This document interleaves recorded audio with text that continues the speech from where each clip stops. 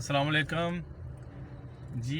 ये इस वक्त है शहीन चौक और जब भी बारिश यहाँ पर होती है और आप देख रहे हैं कि यहाँ पर ट्रैफिक का रश पड़ जाता है क्योंकि यहाँ पर पानी की निकासी का कोई इंतज़ाम नहीं।